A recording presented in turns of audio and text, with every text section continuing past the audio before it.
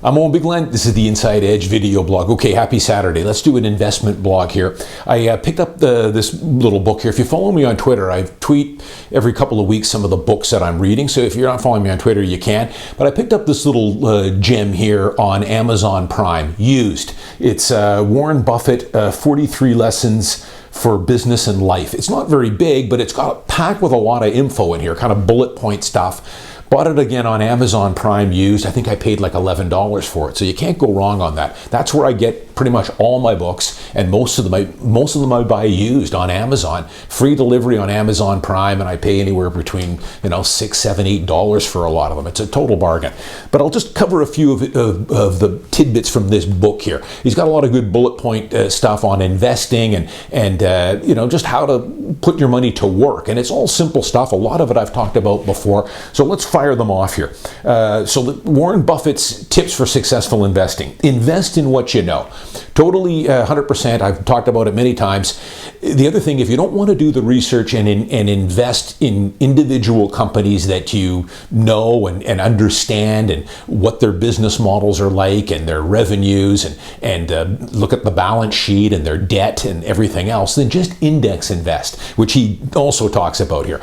That's probably going to do the trick for 95% of you guys. Buy the S&P 500, buy the Vanguard Dividend Appreciation Fund, or VIG, which is one of my favorites. It's about 150 companies that not only pay a dividend, but have a long track record of increasing that dividend every year. And to do that, that means their revenues and their income has to be growing. And those are in the sweet spot.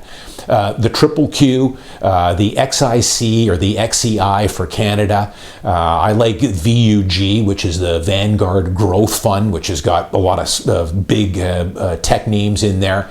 That'll do the trick for most of you, and maybe throw in a European or an emerging markets fund through Vanguard. You're going to pay 5 to 10 basis points, set it and forget it. But if you're going to invest in individual companies, do the research, buy what you know, understand the model. For instance, I'm going to talk about McDonald's here.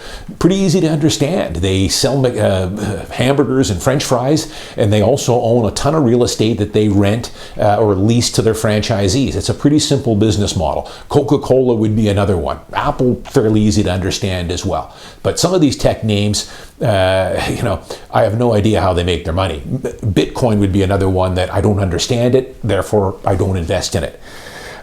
Never compromise on quality. Totally true. Buy the best. So half my portfolio, as you guys know, I've said, is in low-cost index investing through ETFs, through iShare and Vanguard mostly. But I also own about 25 individual Canadian and U.S. companies. On the U.S. side, it's McDonald's, it's Pepsi, it's Johnson & Johnson, it's Apple, Microsoft, Google, Amazon. I've got some tech names in there like NVIDIA, some growth names, Nike, Starbucks. And on the Canadian side, I own all the Canadian banks, Bell Canada, TELUS, a little bit of Enbridge, a little bit of Suncor. Most of those companies pay me a dividend, not all, but I understand what they do. They have tremendous amounts of cash flow. They're profitable. They not only pay a dividend, most of them, but increase that dividend like clockwork. When you buy, plan to hold it forever. Again, I've talked about this, same thing with real estate. Every piece of property I've ever bought over the last 34 years, I plan to keep it for a long period of time, especially in real estate, because the friction costs are incredibly high in real estate. Unlike the stock market, where I trade pretty much for free, but you might pay $9.99 a trade to buy it and $9.99 to sell it.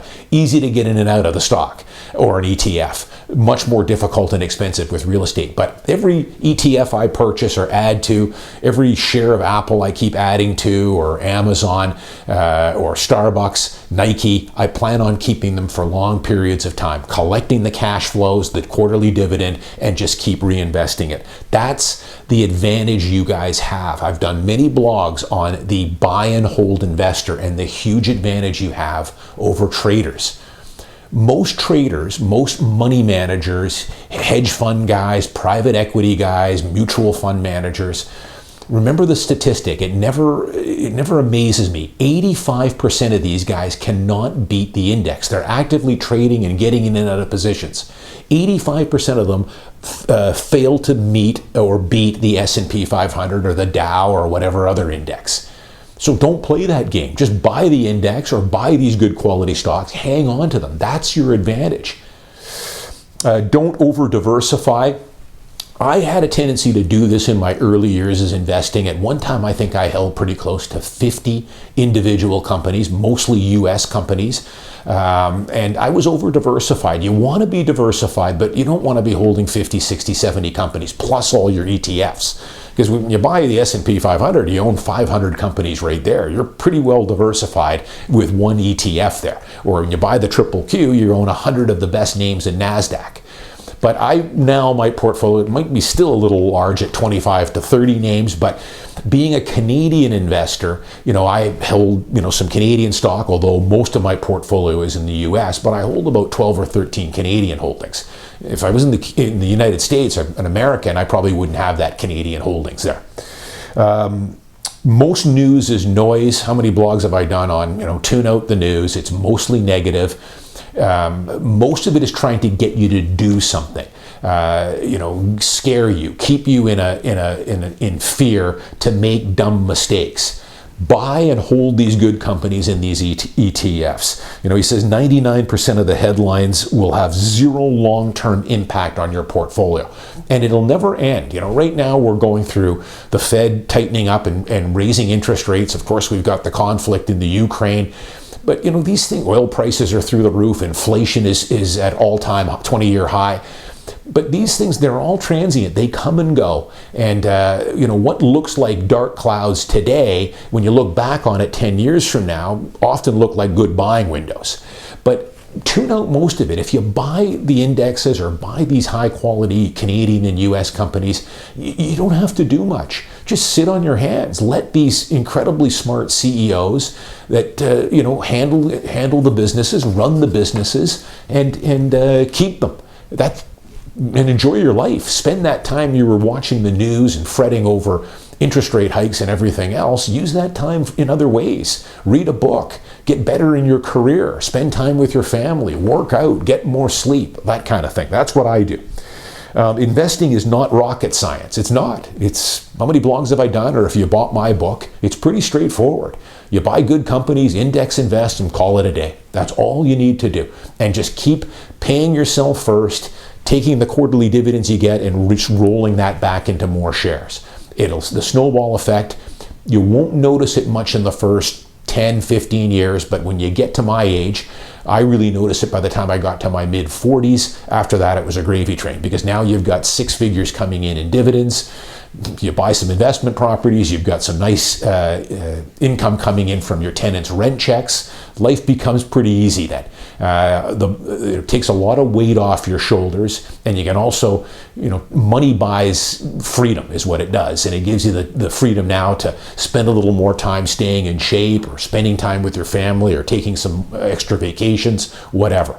But it's not rocket science. Don't overcomplicate it. Remember, these shows you see on BNN and CNBC, I watch them here and there too, but remember, they're entertainment. That's all they are. They're not going to make you a better investor. It's these guys speculating on where the market's going to go. They don't know. And the stock picks they've got, do your own research. I saw a guy the other day, he was on there, promoting Chevron. Well, listen, Chevron is at an all-time high now. The time you should have been promoting Chevron was last year or 18 months ago, not when it's at an all-time 52-week high. Might still have room to go here, but you're a day late and $1 short on this, which all these guys are. It's entertainment, nothing more, nothing less, and you can tune out most of it. Know the difference between price and value. Make sure you know the companies you're buying. Something that looks like a bargain, it's got a low PE, or it's fallen from $100 a share to $50 a share, doesn't mean it's a bargain, doesn't mean it's good value. So you've got to do your research on that. And again, the last one here is low cost invest. Warren Buffett is a big index investor, even though he owns a lot of individual companies. But he would tell you that for most people, just index invest. Buy the index, call it a day. Finally, only listen to those who you trust. Look for their track record and transparency. So I've done lots of blogs on this before too. Hopefully I'm one of the guys you listen to, because I keep it simple. I'm not any smarter than anybody else. I've tried to instill that in my blogs here, to just buy good companies, buy quality real estate, and then hang on to it. Let time do all the heavy lifting for you. I don't trade stock. I'm not smart enough for that. Most people aren't smart enough for that. That's why 90% of them can't beat the index. There's a few elite money managers that can. I'm not one of them, and you're probably not one either. Final thing, I'll just go off tangent here. I've talked a little bit about McDonald's. I've owned McDonald's was one of the first companies I bought. Pepsi was my first, which I've told you guys about. McDonald's I probably held for about 20 years now. I bought it because a couple of things. Being in real estate, a lot of people don't realize how much real estate McDonald's owns. And I was on a website called Seeking Alpha. It's an investment website.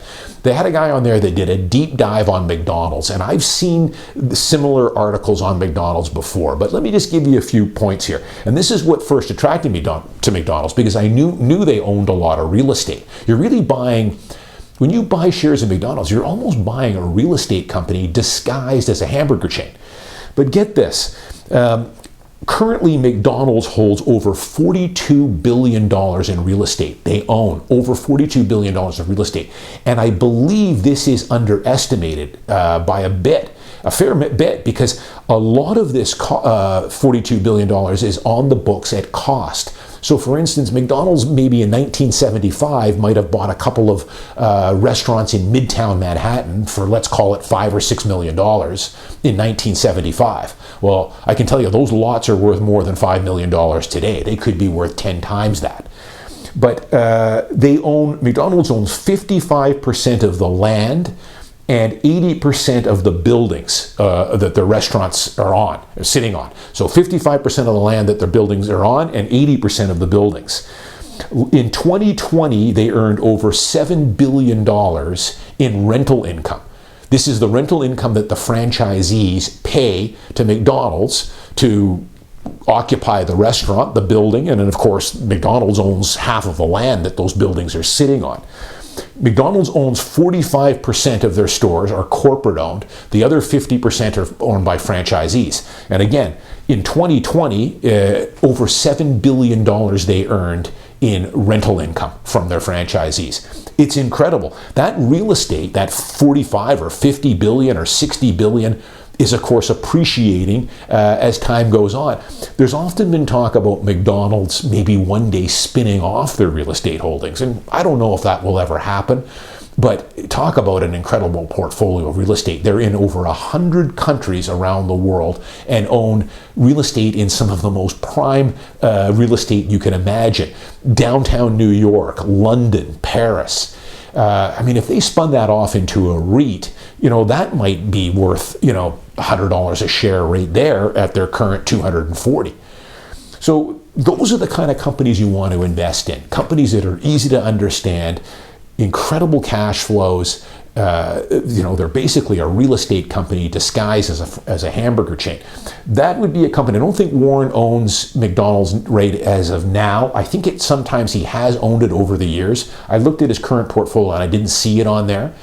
But McDonald's would be one of those companies that Warren Buffett would give you the green light on. He would say, buy a wonderful company and just keep it for long periods of time. A company that's easy to understand, like Coca-Cola, but McDonald's would be one he would give you his blessing on as well. I'm Owen Bigland. As always, thanks for watching. I'll see you next week.